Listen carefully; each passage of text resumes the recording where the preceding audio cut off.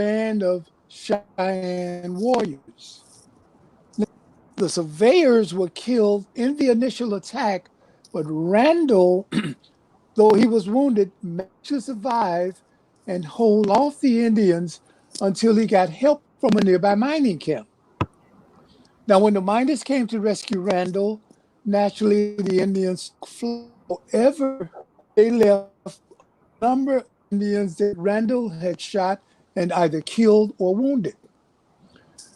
Now, this was the first encounter, as I said, that the Plains Indians had with the black man. They're strange creatures to him. So what they started to do, they started to spread the rumor that they were fighting a new, strange-looking type of soldier. This soldier, he had hair, is matted just like the head of the buffalo. Mm. His skin was brown, like the hide of the buffalo. He had dark eyes. He had dark, piercing eyes, just like the buffalo. And though he was wounded, he would fight like a wounded buffalo. So, as a sign of respect for this new adversary that they had, at first they were calling them wild buffaloes, and later that became buffalo soldiers. Or in the language of the two words of the Lakota Sioux, the words are Tatanka Akishita, which basically translates into the soldier who looks like a buffalo. That's how they got their name. And that's a little bit of history about them. Okay, great. Wow, that's interesting. I've Mhm. I've heard talk before about the woolly hair, so it's interesting Yeah. that connection. That's Yeah. connection. Mhm. So let's talk a little bit about the transition from the horse to the motorcycle and some of the history of the motorcycle club, if you will. Yes, ma'am. The transition, there are some Buffalo soldier units today that still ride horses. Places in Texas, I believe, they still ride horses. Um, and we have a Buffalo soldier brother, I believe he's in New Jersey. His road name is Cowboy. And if I'm not mistaken, I believe Cowboy has a ranch where he teaches kids and adults riding. I believe he has a riding stable. But we ride what they call iron horses, as opposed to the old cavalry riding horses. And our organization was founded in, I believe, 1993 by a Chicago police detective by the name of Ken Thomas. His road name is Dreammaker. And Dream's idea was to create a club that would pay homage to the African American soldiers of the Ninth and 10th Cavalry, as well as give community service or be involved in our local communities. We do such things on a whole. At this time, I'm sorry, at this time we have something like, I believe, 117 chapters of Buffalo Soldiers throughout the United States, as well as we have a chapter in South Korea and a chapter in Hawaii. Now, in each and every chapter, our uh, code, so to speak, is doing good in the hood. Okay, we give not only do we give presentations at schools, churches, and community centers, we're involved in local charities, providing scholarships for the youth, high school and grade school youth, um, toys for tot, the sickle cell um, foundation. We're involved in that because sickle cell, as you know, is a disease that really affects the African American community. Uh, so anything that food drives, Special Olympics, just about any and every thing that you could possibly name, where there's a community Thanksgiving turkey giveaway. As I said, it's just a number of things that we do throughout the community, in addition to riding motorcycles, because this is our main goal. We are a motorcycle club. And in our group, we have a diverse group. Um, Although it's primarily an African American group, we have members of all creed colors. We have black, white, uh, Asian, you name it. It's just we're just open. The only thing that we ask is that you be of good character, um, and be at least 21 years old, and have I believe it's a 750cc motorcycle. And the reason for that is because in doing the long rides, you need a bike that size to more or less the group. Great. Mhm. Wow. That's interesting. Mhm. What year again did you Yeah. say that they started the clubs, the motorcycle club? What Uh, year? ni- 1993 in Chicago, Illinois, by the Okay. Chicago police detective, and his name was Kills. His road name is Dreammaker because that was his dream, to start a Okay. club, that would be involved in the community. Okay. So they're just short of 3 decades then. Okay. Okay. They're fairly new. Yes, Okay. ma'am. As a matter of fact, a couple of years back, we just celebrated our 25th anniversary. Right. So you did I mention Mhm. did I hear you say Korea? There was also a chapter in Korea? Oh, yes, yes, ma'am. Well, those were, um, I, I believe those were members that were discharged and stayed in Korea Okay. and just formed the club there. Gotcha. Hawaii, some of the soldiers, I'm not sure about their origin, but I believe it was some of the soldiers that, pardon me, pardon me, had lived in California, and I believe they relocated to Hawaii. They just started a club there as well. You know. Great, thank you. So let me go Mhm. back to the Yeah. American Revolution. You mentioned Crispus Okay. Attucks. That's kind of who I Yes, remember, ma'am. studying in school as I was growing up some time ago. Um, what was it about Crispus that was important? What should we know in our history about Um, Crispus? Crispus Attucks. Can you tell us a little more the about fact, him? yes, ma'am. Well, the fact that he's basically he was a he was mixed. He was part Indian, I believe, as well as African American. I believe his father was African American, or and I believe his mother was an Indian. And he, along with four other white patriots, was at this on King Street at the time that the British decided to pardon me, decided to, they were, I guess, causing trouble or something, and they fired upon them. And Samuel Adams took that incident as uh, uh, a sign, or to say, let's we've been talking revolution all along and breaking away from King George. So hey, let's just take this opportunity to do that. Now, Addicts was a part of that, as I said, a part of that thing. But there were other individuals. One in particular that I'd really love to mention, and his name was James Roberts.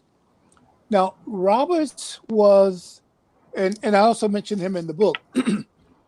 Roberts was a slave, and his owner was a gentleman by the name of Francis de Shields. Now, de Shields was a a colonel in Washington's army. So at the start of the revolution, Roberts, along with the Shields, went to fight. Okay. Now, he was promised his freedom if the Americans won the war. However, that was not to be. What happened was at the end of the Revolution, Roberts not only was still a slave, but these Shields had died. They had moved back to Maryland, and these Shields had passed away. So all of his property, including Roberts, was sold to a plantation owner down in New Orleans by the name, I believe his name was Smith, Calvin Smith, that owned this great plantation. Now that's important to note because during the second invasion, the War of 1812, New Orleans was the key to conquer the Mississippi and to move up into America. And the British knew that. The American army had been depleted. It was something like less than 7,000 men. So what happened was that Andrew Jackson, General Jackson, was desperate for men. So in defense of New Orleans, what he did was he recruited, I think it was Kentucky riflemen, um, Choctaw Indians, free black men, slaves, and a group of pirates under the command of John Lafitte. Now, the slaves came from Calvin Smith's plantation. Okay, James Roberts being one of them.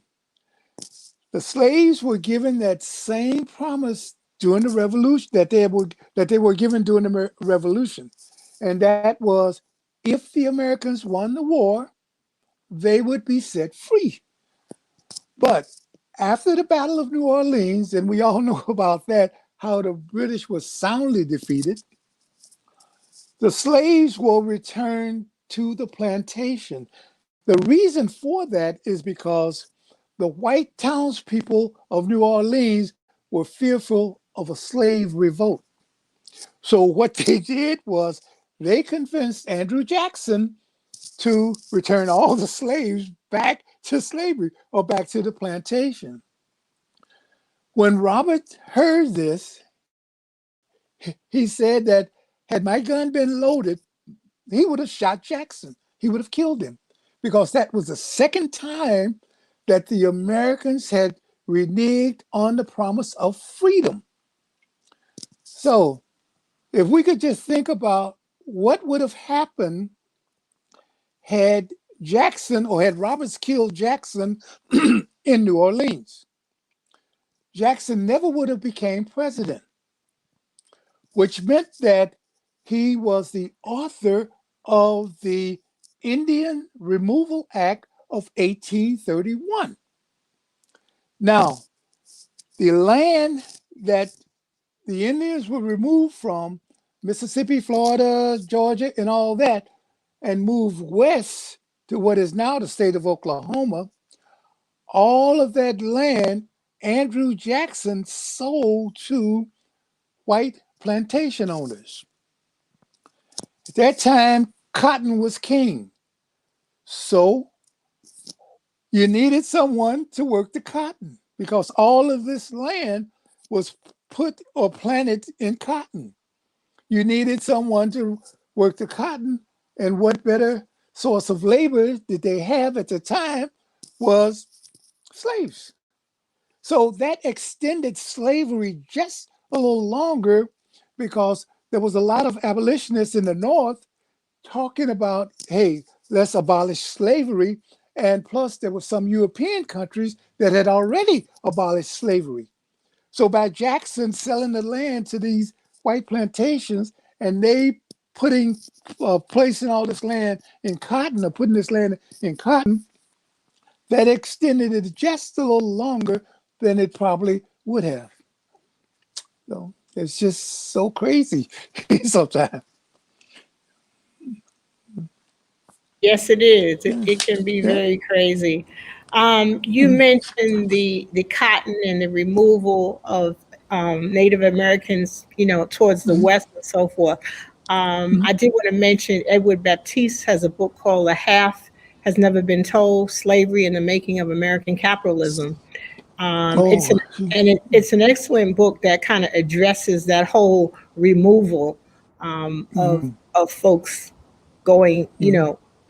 back across the country and being, pushed into cotton slavery, Yeah, if you will. yeah. A lot of books were written. I think we call it the Trail of Tears because so Right, many of the innocent passed away from diseases, from cold, from hunger, right, and that long right. trek. And you got to keep in mind that they did all that on foot. You know. Yep, that's right. That's right. I recently was doing some research related to free blacks during the 19th century, and many free blacks from Virginia and going forward north around, Maryland and so forth. A lot of free people were enslaved. They were captured and put into that trail that you're talking Mhm, about. They were captured, mhm. put on ships, and then shipped down to New Orleans and Mississippi and so forth. So it's very Yeah. interesting because it was a very precarious time for Black people in America back Mhm, then in the early 19th century. And there mhm. were slave catchers that were both men and women. Yeah. There were also people that looked like us that were involved Mhm, in those businesses, mhm. if you will, as well. Yeah. And a lot of the slaves that were, or a lot of black men that was in that march, a lot of these came from Georgia because what had happened was that a lot of the runaway slaves from Georgia, they went into Florida and they, I guess what call assimilate the Seminole Indians. As a matter of fact, the black Seminoles were these escaped slaves from Georgia into Florida, and what Right, they were the scouts for the Buffalo Soldiers. Most of them were Seminole Indians. They were part black right. and part Seminole. Mhm. And part what was the Yeah, last thing you I'd like. said? Oh, I'm sorry. Yeah, They were if part. You said they were part what? part black and part Seminole, Okay, Seminole Indians out of right. Florida. And a lot of the enslaved people coming down from the Carolinas also came down across the St. Mary's River and went into Came Florida and connected as with well the as Seminoles. So the same way as you well. have this connection between the Gullah Geechee people, the Black people Hmm. on the coastal areas that went down to Florida and connected with the Seminoles as well. So there's Hmm. and then also you have the Bahamian connection coming up from Oh yeah, Florida as well, that they yeah, had a connection to yeah, the Seminoles as well. yeah.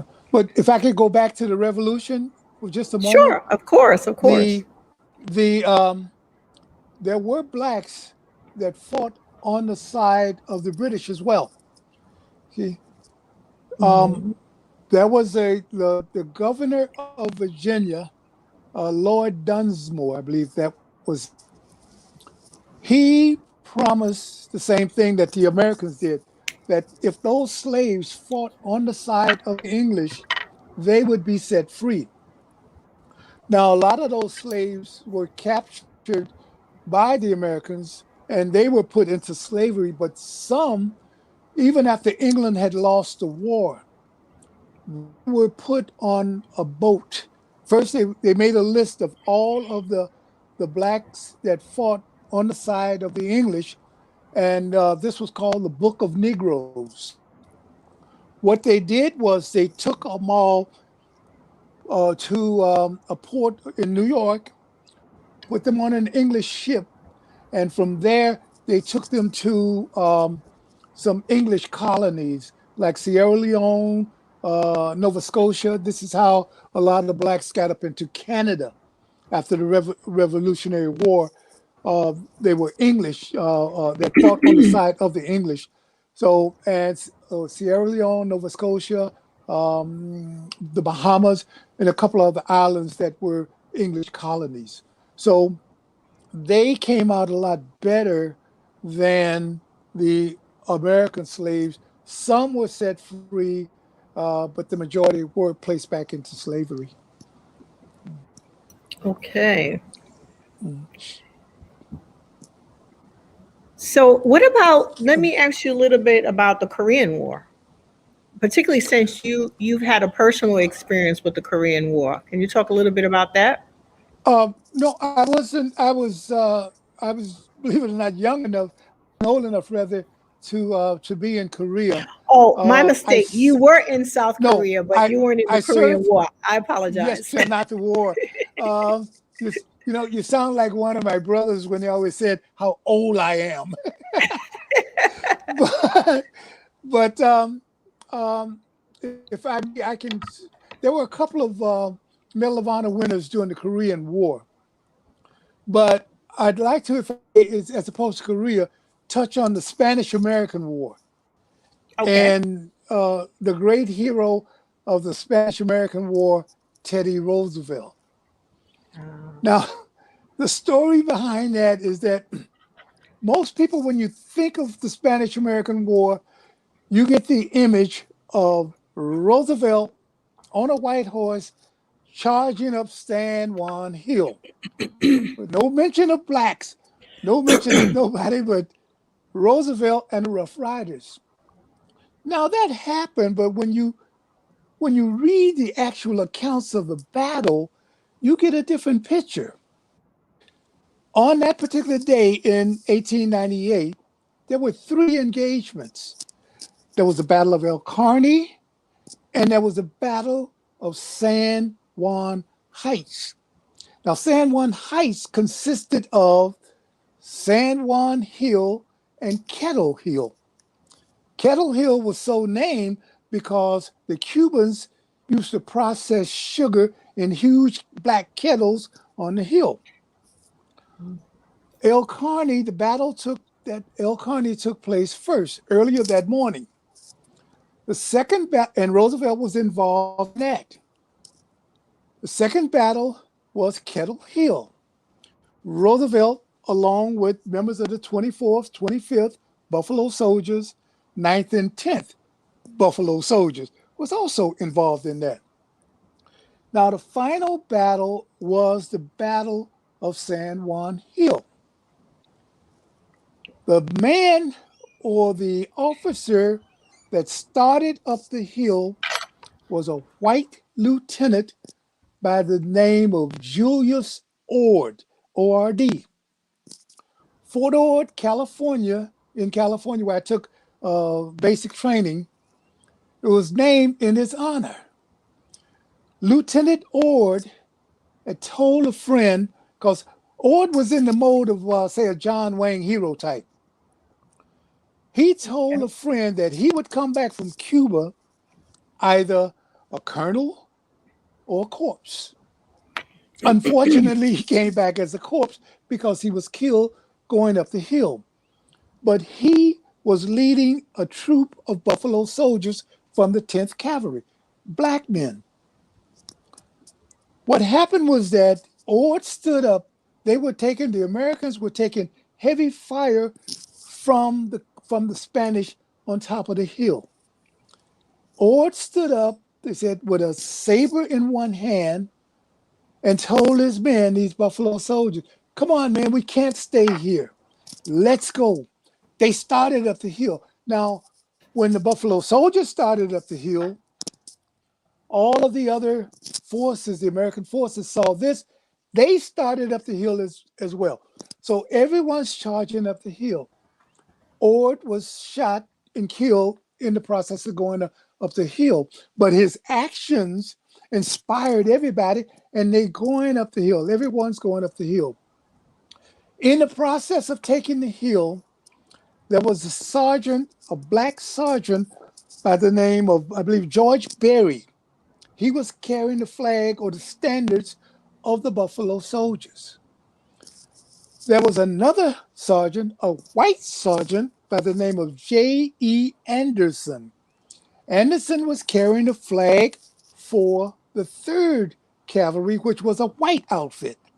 So all of these, now don't mention of the Rough Riders yet, okay? All of these soldiers going up the hill. Anderson was shot and killed. When Anderson fell, Berry the black standard bearer carrying the 10th Cav, he picked up the flag of the 3rd Cavalry, waving it, saying, "Come on, boys, let's go rally around the flags." Berry proceeded up the hill. The Americans took the hill. As they were taking the hill, this is when Roosevelt became involved. But they were in the process of taking the hill, and Roosevelt became involved at that particular time.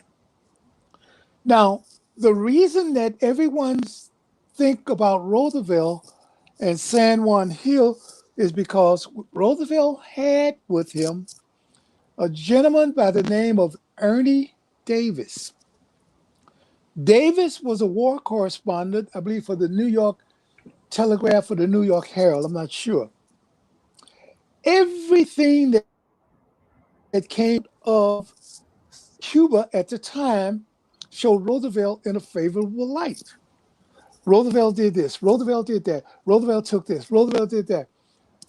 Everything. And even after the American forces had taken the hill, there was a picture, a panoramic picture on top of San Juan Hill that showed the entire assault forces on the hill. There were white members from the 3rd Cavalry, the 6th Infantry, the 1st Cavalry. There were Buffalo soldiers from the 9th and the 10th Cavalry, the 24th, 25th Infantry. All this panoramic shot on top of San Juan Hill. But the only picture that appeared in the American newspaper had these 2 units on the side cropped out, and it only showed Roosevelt and the Rough Riders under the American flag atop of San Juan Hill. Wow. Roosevelt, being the politician that he was, he had with him, if you remember, the start of the war was the sinking of the Maine in Havana Harbor.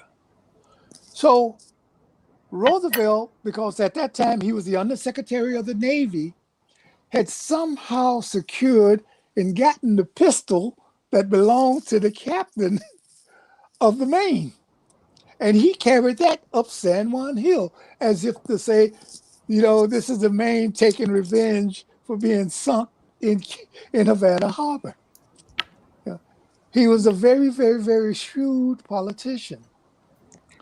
He was in charge. Roosevelt was not in charge of the Rough Riders when they arrived in Cuba.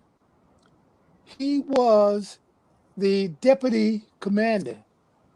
Okay?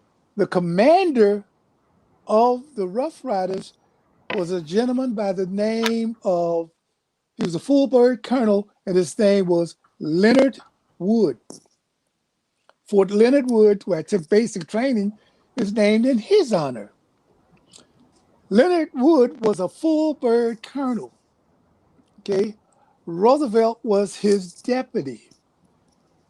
Leonard Wood was scheduled to take the charge up or take the Rough Riders up San Juan Hill, but somehow or another, Leonard Wood was promoted to the rank of Brigadier General just prior to the charge. And we all know generals don't lead charges. So the task of leading the charge fell on Roosevelt.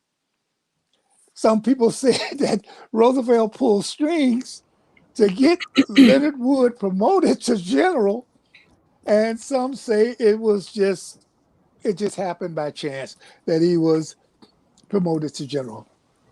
But it's amazing when you pardon me, when you read not only the accounts of the battle, but you kind of read in between, well, how did all this happen, or why did all this happen? And lastly, if I might say, the most ironic thing that happened was that when Roosevelt and the Rough Riders, when they arrived at San Juan Hill, they were ambushed. They were almost wiped out at a place called La Gasima. I believe that's how you pronounce it, until members of the 10th Cavalry Buffalo soldiers saved them. They were almost wiped out when they first arrived in Cuba. Go figure.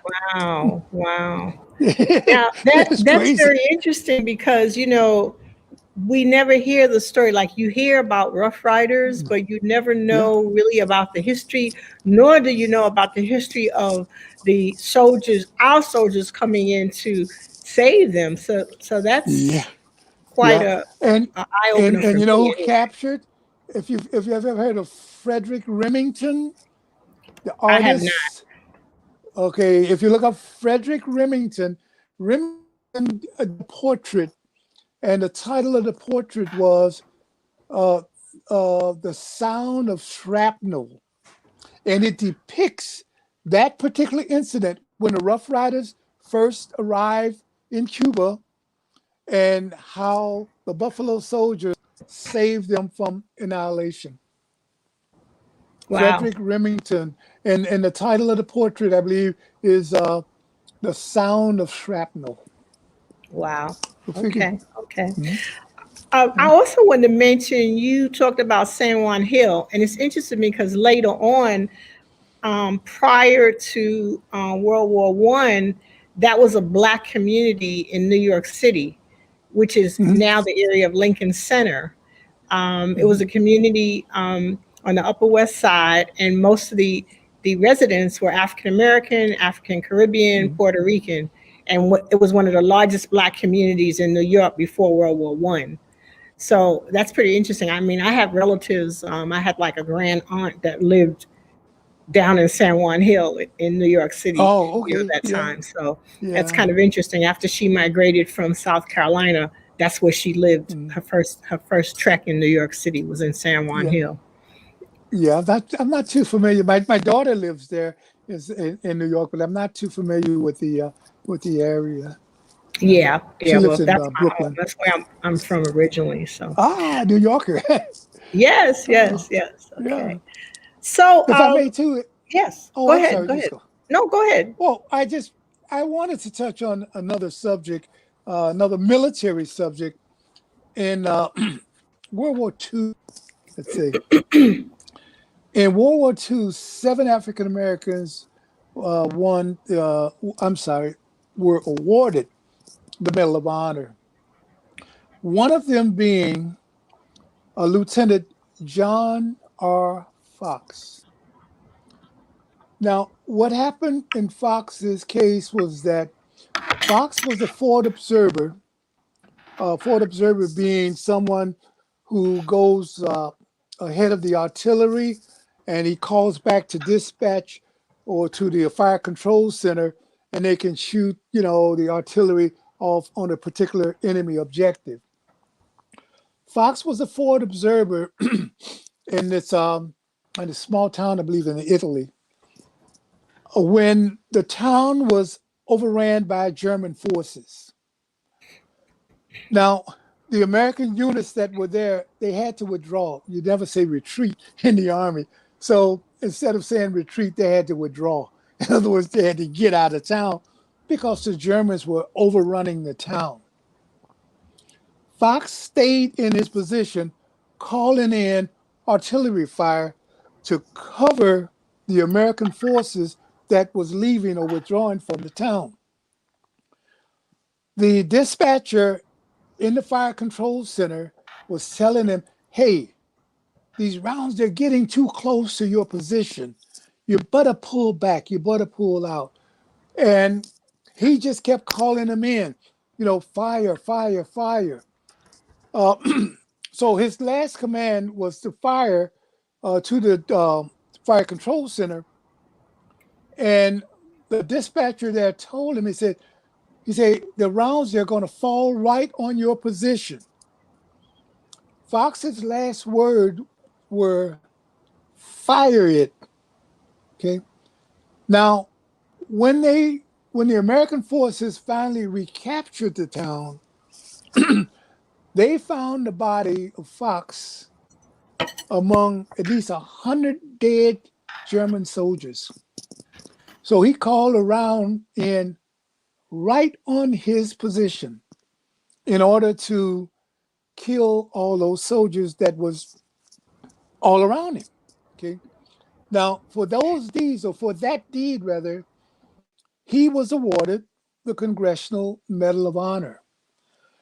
And to pay further tribute to Lieutenant Fox, the toy company Hasbro, in 2005, they created an action figure G.I. Joe figurine to honor Fox, his deeds that he did that day by calling in artillery on his own position. They honored him so by making a figurine in his image. Um, that was Hasbro Toy Company. So he's, just thought I'd put that information out as well. Is that information in your book? Yes, ma'am. Okay, That's great. also in the book. Okay, that's good to know. And what year again was that?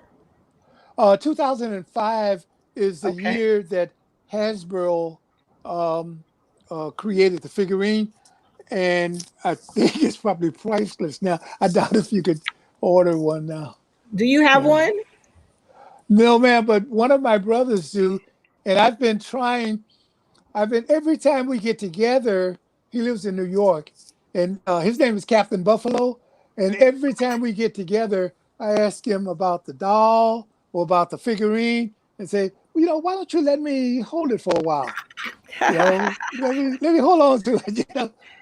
I don't think he And trusts me. and again, the name of that military person was who? That the doll was made for? Lieutenant John R. Fox, FOX. Okay. And where was he from? Oh, God, I think, oh boy, I have a book I've forgotten. I think he was from, oh boy, where's my book? That's all right. Oh, That's all just right. give I me, thought you might have known offhand. No problem. It's all right. yeah, right offhand.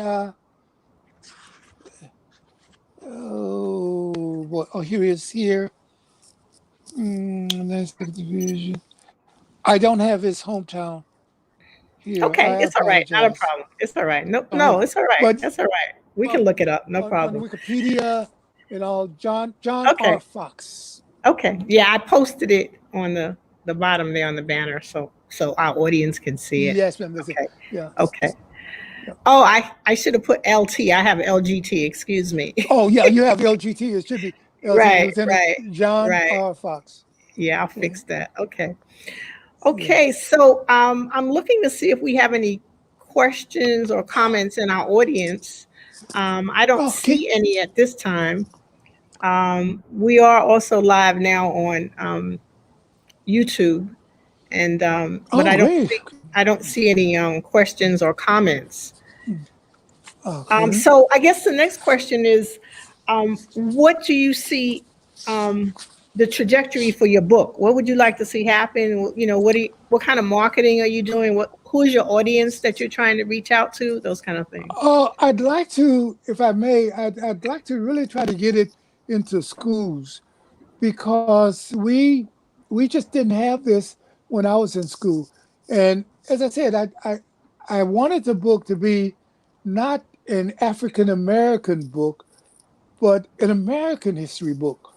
Because I think this is the part of our history, being an American that seemed to be overlooked. To read about and to hear about all of the exploits of the African Americans that have gone before me. I mean, just revolution all the way up to today.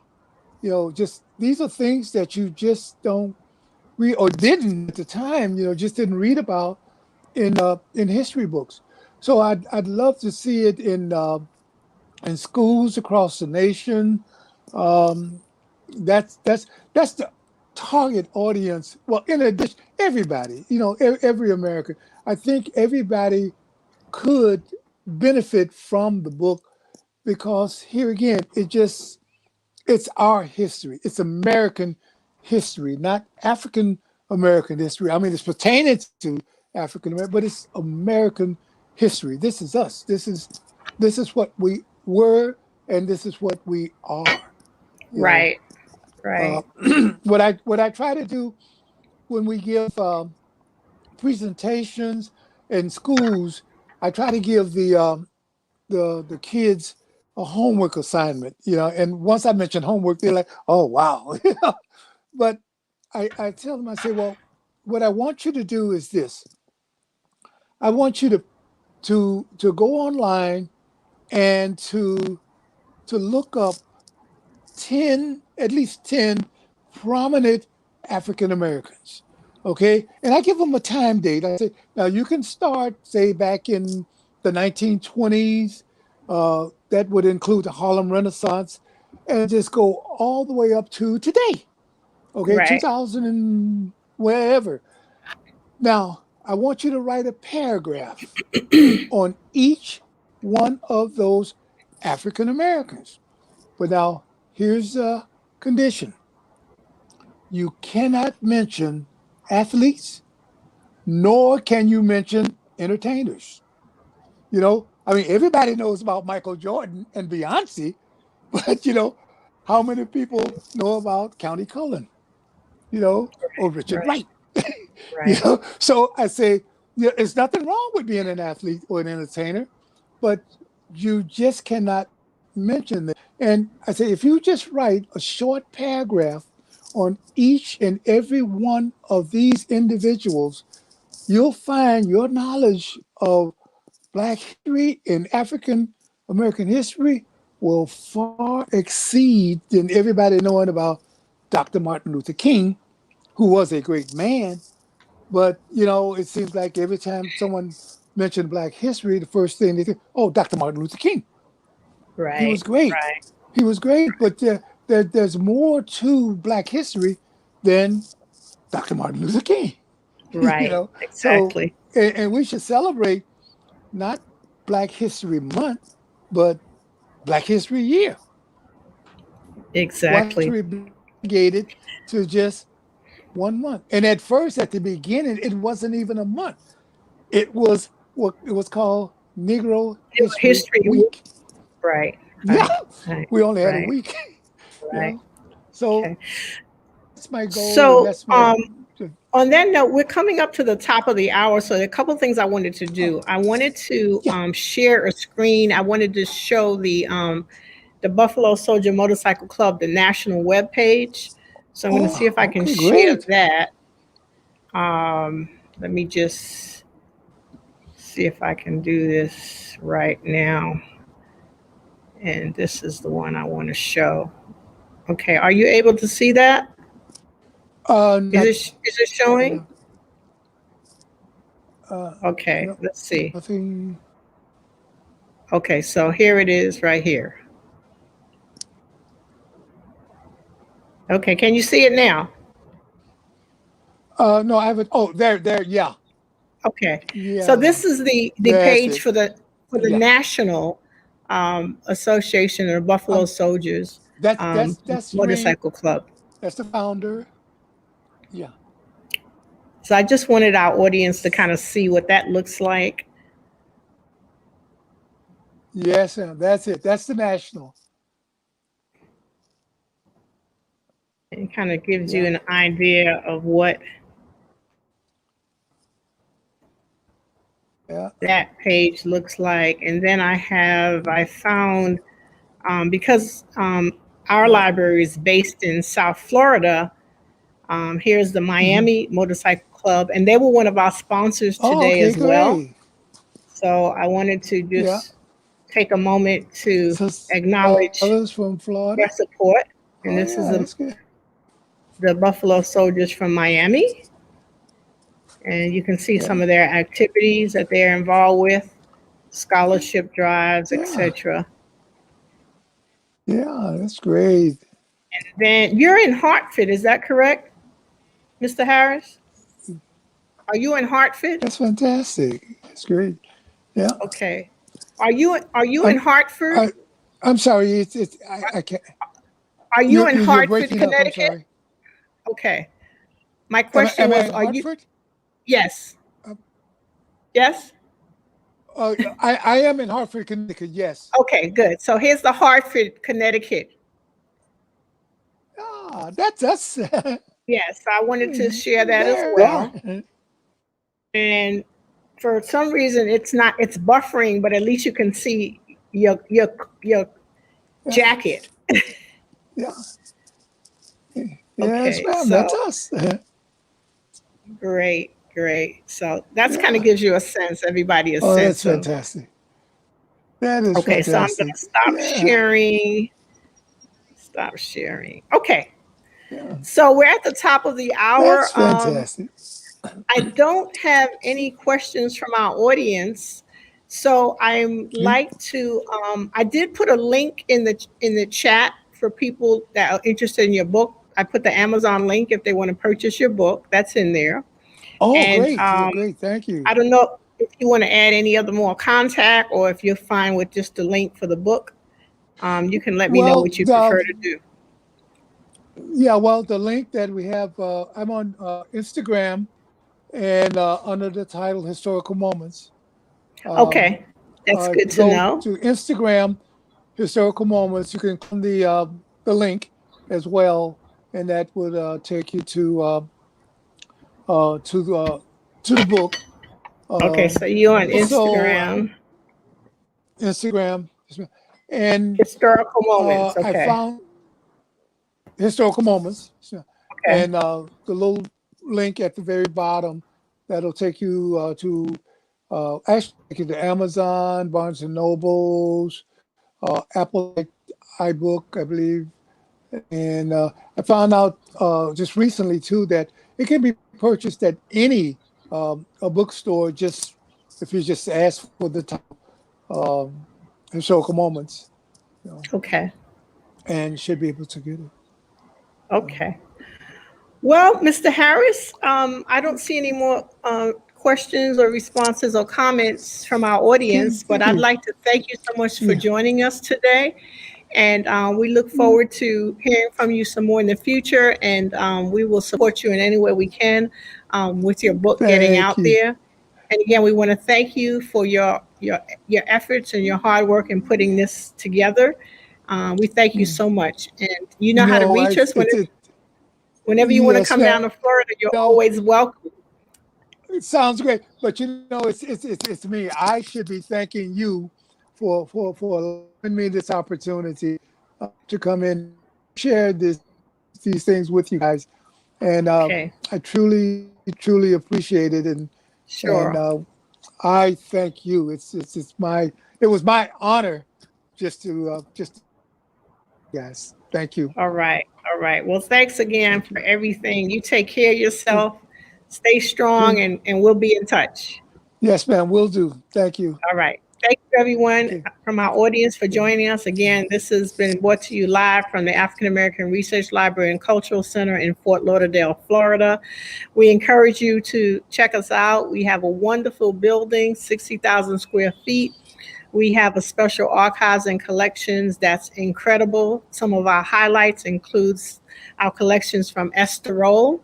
You may know that the actress that starred in Good Times was from Pompano Beach, South Florida. So she's one of our own here in Broward County. We also have manuscripts from Alex Haley. And we have a host of other things. Feel free to go on Broward County Libraries, African American Research Library, and you can see we have a lot of digital information. So if you're ever doing research related to South Florida, you can find it both online, and you can also set up an appointment to come in and meet with our archivists on staff. Again, I thank you so much for your joining us this afternoon. You could have been any place, but you chose to be with us, and we really thank you and appreciate it. Also, want to tell you that this week we have a program called Let's Talk Africa that will be Thursday from 3 to 5 p.m. It's an international conversation between some Americans now living in West Africa, in Senegal and Ghana. And we also have some Americans that are involved in business and tourism and cultural heritage events. So we hope that you'll join us again live. Again, that's in 2 days, Thursday the 27th and that will be at 3 o'clock p.m. We also are getting ready for our South Florida Book Festival. That'll be in July, but it's right around the corner. We're already in June next week. So we want to encourage you to join our annual South Florida Book Festival. It will be online, so you'll be able to join us wherever you are in the world. And we appreciate, again, your continued support as we prepare for our 20th anniversary in 2022. So we're excited about that as we celebrate our 20th year next year. Again, my name is Ramona LaRoche, and I thank you so much for joining us. And do take care, stay strong and safe. Bye now. Bye bye.